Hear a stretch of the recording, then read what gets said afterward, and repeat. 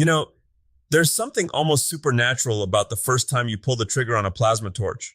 1 second, you're looking at a slab of cold, stubborn half-inch steel, and the next, you're literally wielding a bolt of lightning that's twice as hot as the surface of the sun. It makes a hacksaw feel like a butter knife from a dollhouse. It's definitely physics' way of letting us pretend we're wizards. But let's be honest, Tiger. Whenever I see a beginner pick one up, it usually looks less like wizardry and more like a tactical glitter explosion. Sparks everywhere, jagged edges, and that smell of ozone and regret. Ozone and regret. Yeah, I've inhaled my fair share of that cocktail. I remember the first time I tried to freehand a circle for a fire pit. I was moving so jerky and slow that by the time I finished, the metal looked like it had been chewed on by a very angry beaver with steel teeth. I ended up with about 4 pounds of dross, that's the slag for the uninitiated, welded so hard to the back of the plate, I had to use a cold chisel and a prayer to get it off. And that's why we're doing this deep dive today, because as cool as lightning in a box is, it's remarkably easy to do a terrible job with it.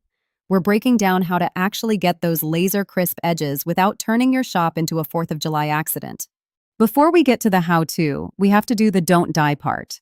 I noticed you didn't just reach for your standard sunglasses when we were testing this earlier. Definitely not. A plasma arc is essentially a high-frequency scream of light. If you try to watch that with just your naked eyes or some cheap gas welding goggles, you're going to be seeing purple spots until the next leap year. At 30 amps, you need a shade 5 at the absolute minimum. If you're cranking it up for the thick stuff, you need to go darker. And please, for the love of all things holy, wear a respirator or at least open every door in the zip code. You're literally vaporizing metal. That's not a scent of success. That's a trip to the lung doctor. I feel like I repeat this every week, but if it's bright or it smokes, it's trying to kill you. Okay, let's talk setup. You've got the machine, you've got the power. What's the one thing people miss before they even start? Air. It's always the air. A plasma cutter is really just a fancy air handler. If your air is wet, and trust me, if you live anywhere with humidity, it's wet, your consumables are going to toast themselves in minutes. Most folks plug it into a generic shop compressor and wonder why their electrodes look like they've been through a war zone after 5 minutes of cutting. You need a dedicated moisture trap. If water hits that arc, it turns into a jagged, sputtering mess.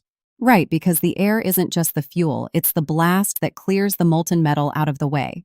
If it's not clean, the physics just fall apart. Now, I saw you doing something interesting with the ground clamp.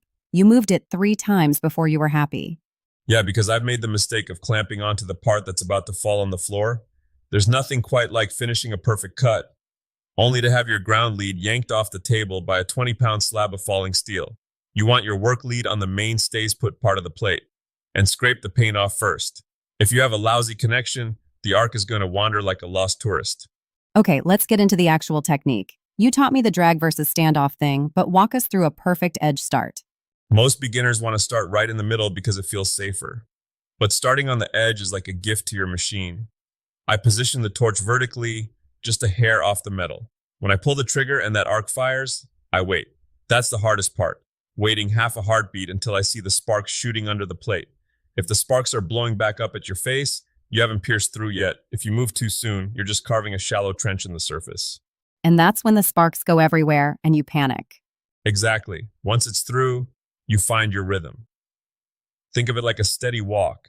If you go too fast, the arc can't melt the metal fast enough, and the cut tails out at an angle. If you go too slow, you're essentially heat soaking the whole plate and creating a mountain of dross. You always say you can read the sparks. What does that actually look like? It's a secret language, Alex. If the sparks are trailing out the bottom at about a 15 to 20 degree angle behind your movement, you're in the sweet spot. That's the Goldilocks zone. If they're shooting straight down, you might be going a bit slow. If they're lagging way behind, your machine is struggling to keep up with your hand. That's great for a straight line, but whenever I try to follow a chalk line, my hand shakes. It's like I suddenly forget how to move my arm. We all have the plasma jitters when we start. My trick? Don't try to be a surgeon with a free hand. I use a piece of 1/4 inch flat bar as a guide. But, and this is a big but, you have to account for the offset. The nozzle of the torch has a certain thickness. If you want your cut exactly at 5 inches, your guide bar needs to be positioned maybe 1/8 of an inch back, depending on your torch. I've ruined many a project because I forgot that the center of the arc isn't the edge of the nozzle. I remember that. You were making those brackets for the truck rack, and they were all exactly a quarter inch too narrow. You looked like you wanted to throw the whole torch into the woods. I was definitely having a moment with the universe that day.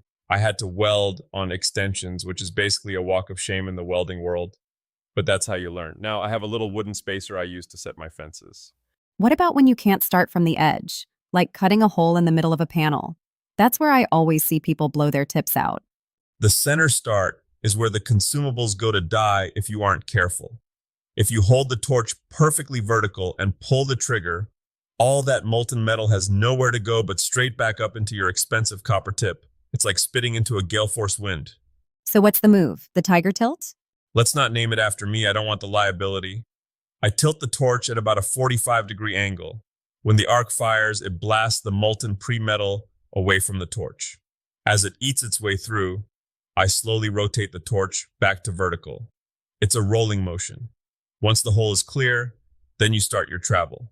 It saves your nozzle and keeps the top side of the metal much cleaner. It's also about current.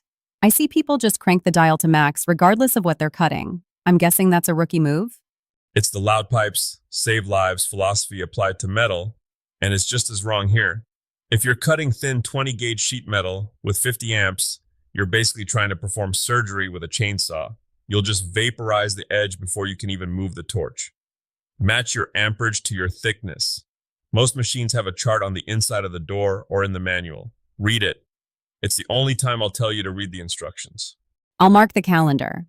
Tiger recommends the manual. But actually, that brings up a good point about travel speed. If I'm at the right amperage, how do I know if I'm moving at the right speed without looking at the sparks underneath? Because sometimes you can't see under the table. Listen to it. A good plasma cut sounds like a steady, high-pitched hiss, almost like a piece of silk ripping. If it sounds like it's stuttering or gurgling, you're either too far away or moving way too slow. And at the very end of the cut, here's a pro tip. When you're about to reach the far edge, tilt the torch handle forward slightly. It helps the arc exit the bottom of the metal first, so you don't end up with that annoying little tab of metal holding the piece on. Okay, let's talk about the cheap machines.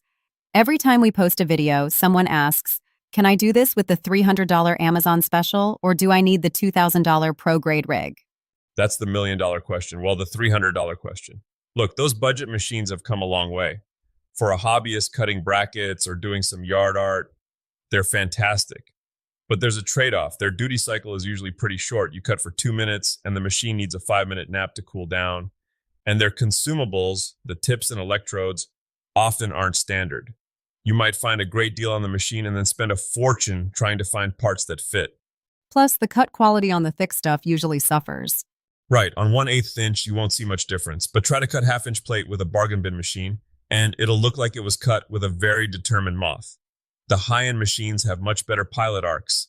That's the feature that lets the torch stay lit, even when you're cutting over rusty metal or expanded metal grates. Wait, expanded metal? Like the mesh stuff? I thought you had to have a special setting for that. You do on most older machines. If you try to cut mesh with a standard setting, the arc will extinguish every time it hits a hole. Modern pro machines have a continuous pilot arc mode. It keeps the torch firing even in the gaps. If you're doing a lot of trailer floors or security screens, that feature alone is worth the extra few $100. We've covered a lot. Setup, air quality, edge starts, the tilt for piercing, and travel speed.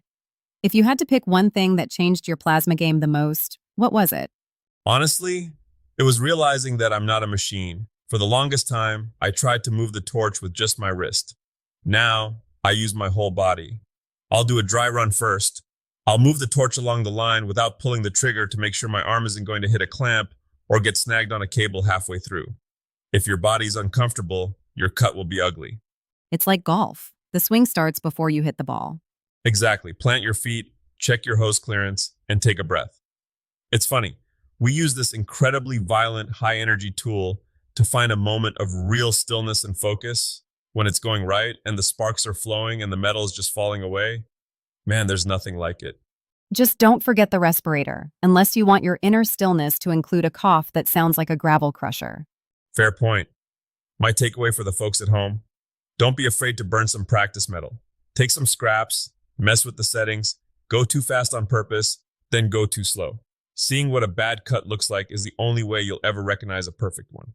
Well said. This has been the deep dive on plasma cutting. Go make some sparks, safely. And remember, if the sparks are hitting your boots, move your feet. I've gone through enough laces to know better.